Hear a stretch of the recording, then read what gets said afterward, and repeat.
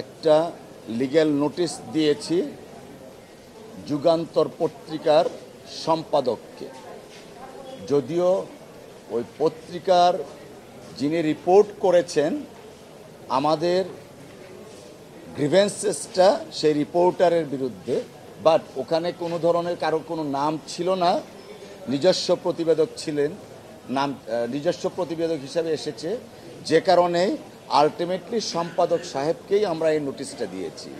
সেটা হলো গত বুধবারের একটা অনাকাঙ্ক্ষিত এবং নির্মম হত্যাকাণ্ড ঘটেছে, যে হত্যাকাণ্ডের কারণে বাংলাদেশ জাতীয়তাবাদী দল বিএনপি সহ সারা বাংলাদেশের প্রত্যেকটা মানুষ নিন্দা জানিয়েছেন এবং আমাদের দলের পক্ষ থেকে ভারপ্রাপ্ত চেয়ারম্যান জনাব তারেক রহমান সাহেব, মহাসচিব মির্জা ফখরুল ইসলাম আলমগীর সাহেব সহ দলের পক্ষ থেকে অতি দ্রুত প্রকৃত অপরাধীদের গ্রেফতারপূর্বক বিচারের দাবি জানিয়েছেন। কিন্তু দুঃখজনক হলো যুগান্তর পত্রিকার একজন রিপোর্টার যিনি পারপাসলি একটা রিপোর্ট করেছেন, সেই রিপোর্টে বিএনপিকে জড়িয়ে সরাসরি বিএনপিকে জড়িয়ে একটা নিউজ করেছেন।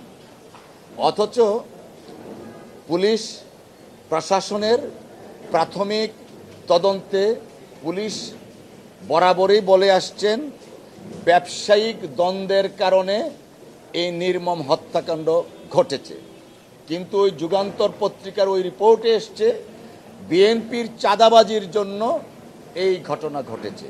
তো আমরা এই সমস্ত অপসাংবাদিকতা এবং রাজনৈতিক উদ্দেশ্য নিয়ে যে রিপোর্টটা করা হয়েছে সেটা নিন্দা জানিয়েছি। পাশাপাশি সম্পাদক সাহেবকে নোটিশ দিয়েছি আগামী 5 দিনের মধ্যে যদি উনি পাবলিকলি ক্ষমা না চান এবং যে জায়গায় এই রিপোর্টটা ছাপানো হয়েছে সেই একই জায়গায় ওনার পাবলিকলি একই কলামে একই সিস্টেমে ক্ষমা চাইতে হবে। আরেকটা বিষয় অত্যন্ত বেদনার এবং দুঃখের, সেটা হলো এই জুলাই গণ অভ্যুত্থানের পরে দু একটা রাজনৈতিক দল আছে তারা বিএনপিকে টার্গেট করেছে।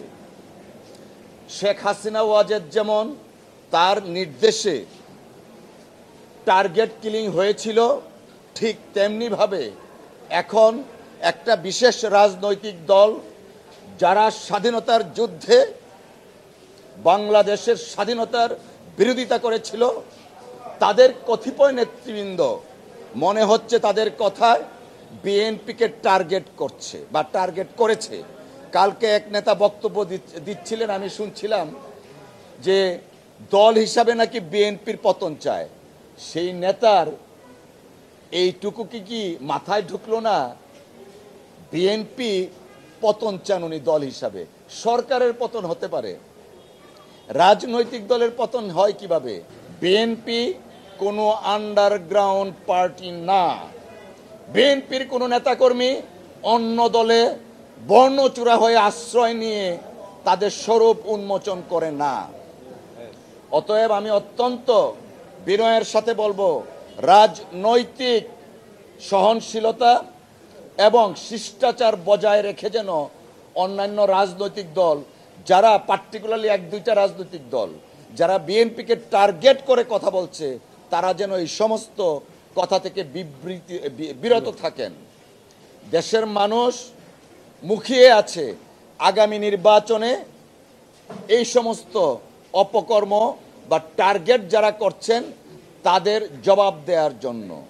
যদি দেশের মানুষের প্রতি আস্থা থাকে, যদি গণতন্ত্রের প্রতি আস্থা থাকে, যদি সাংবিধানিক ধারাবাহিকতার প্রতি আস্থা থাকে, যদি আইনের শাসন কায়েম করতে চায়, তাদের এই সমস্ত টার্গেট প্রপাগান্ডা, সোশ্যাল মিডিয়াতে টার্গেট প্রপাগান্ডা থেকে বিরত থেকে জনগণের কাছে যান, নির্বাচন করুন।